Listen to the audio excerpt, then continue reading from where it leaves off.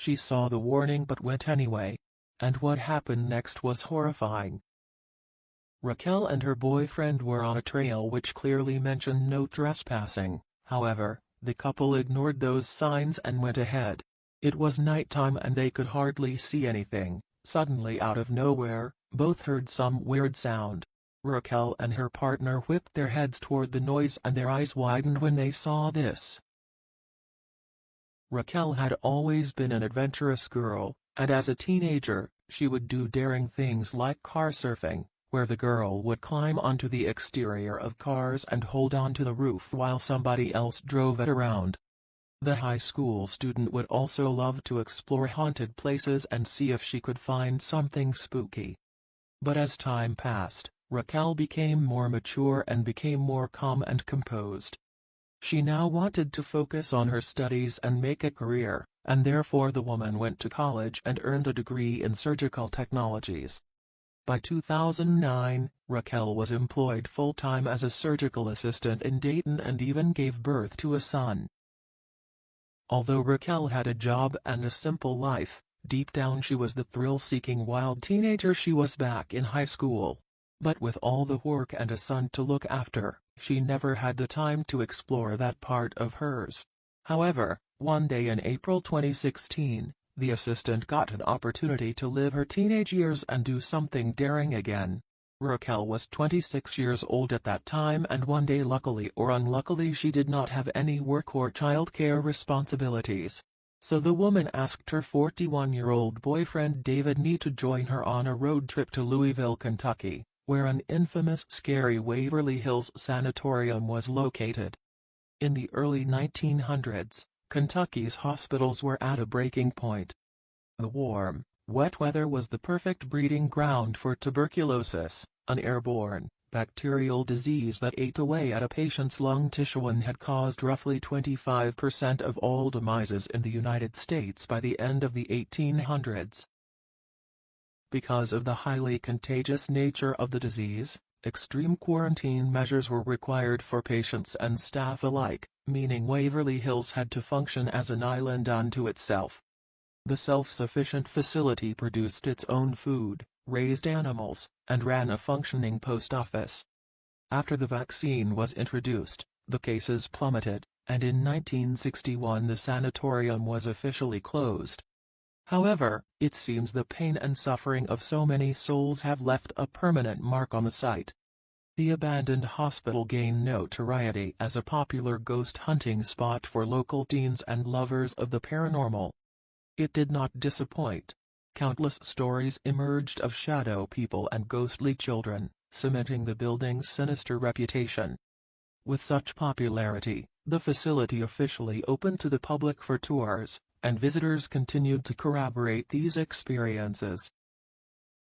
No wonder this excited Raquel, but her boyfriend was not as adventurous as her and therefore was skeptical about going there.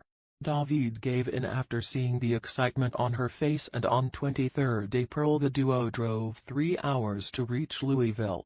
Their tour timing was 10 p.m., and they had reached at 6:45 p.m., which meant they had plenty of time to do something else.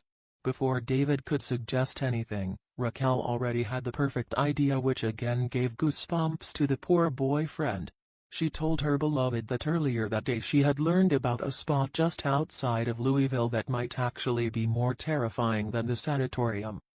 Again, the 26-year-old was excited to check out this spooky place, and he had no choice but to tag along.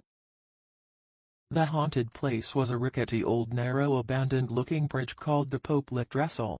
Legends of this bridge have been passed down for generations, and it is said to be the home of the Popelet monster. Supposedly, the monster has the body of a man and the lower torso of a goat or sheep. It is also said to have short horns protruding from its forehead. The bridge is about 800 feet long, and at its highest point, right in the middle of the bridge, it's about 90 to 100 feet off the ground. It is said that in the night the monster comes out from underneath this bridge, and then what happens next is very ambiguous. The half-goat and half-man can either take your life just by looking or with an axe or by controlling one's mind. The lovely couple left the restaurant and drove for about 15 or 20 minutes to the Poplick-Dressel Bridge.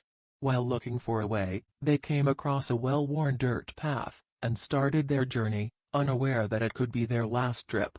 As Raquel and David were walking, both saw signs that clearly warned them, but they continued their exciting and scary journey.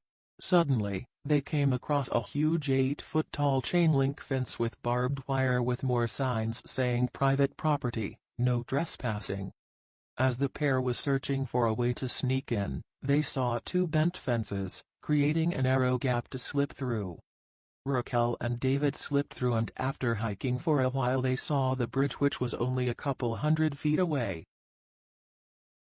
The boyfriend turned around and signaled his partner to come ahead for a selfie with the bridge in the background. Raquel, instead of standing beside him, just walks right past him onto the bridge and takes several steps out onto this narrow rickety old thing. She then stops, turns around and gestures for David to come with her and walk across the entire bridge. When they reached about the halfway point, the bridge began to shake and both heard a loud grinding sound.